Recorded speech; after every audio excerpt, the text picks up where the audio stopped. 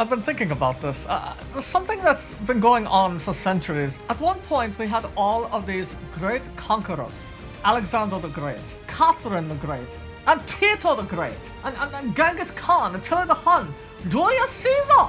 He kicked some serious We know how big a fan you are of Attila. Yeah, And Julius Caesar is basically your all-time idol. I'm jealous of him. Are you going to be able to muster up the enthusiasm for other people? Maybe. Well, let's give it a try.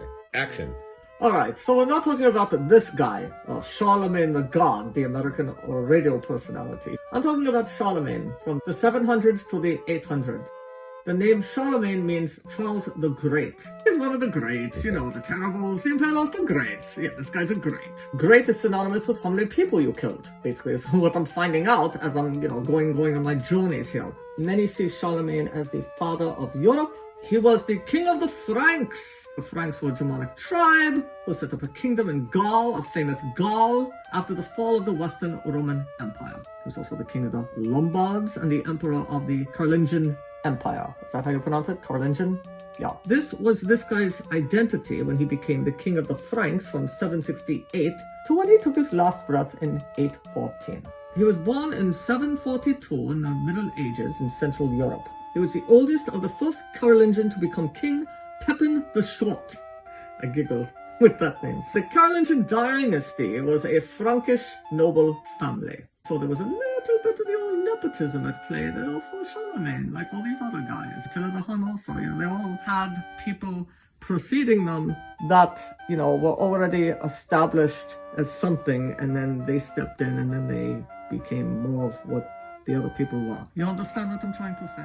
So Charlemagne's puppy, despite being super powerful and super successful as a ruler, Pepin the Short was known as the lesser son and the lesser father of two greater men. And, as someone myself who was kind of on the short side, I would guess that his name didn't exactly help him achieve a legacy of supremacy and awesomeness.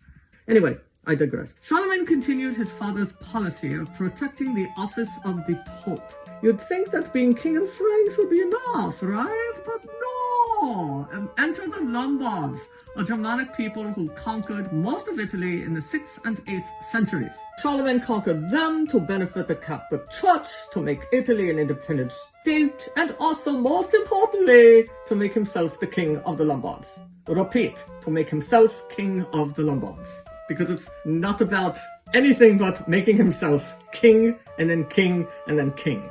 Got it?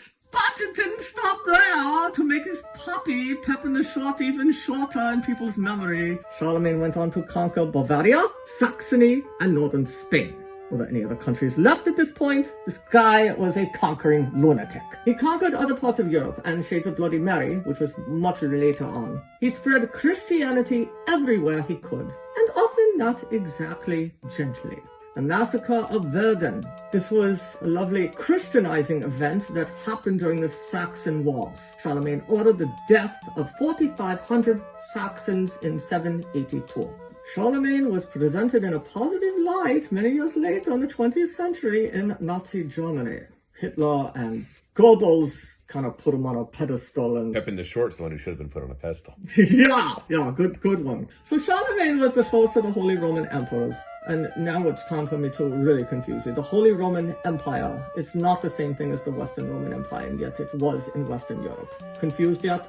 It started in the early Middle Ages and lasted for almost 1,000 years until 1806, when the Napoleonic Wars caused it to not be anymore. On December 25th, 800, Pope Leo III crowned the king of the Franks, Charlemagne, as Roman Emperor. In the Holy Roman Empire, emperors were considered to be the first among equals of all Europe's Catholic monarchs. Charlemagne was the first ruler in Western Europe since the time of the Terminator Attila the Hun and all the wars and craziness that led to the demise of the Western Roman Empire 300 years earlier.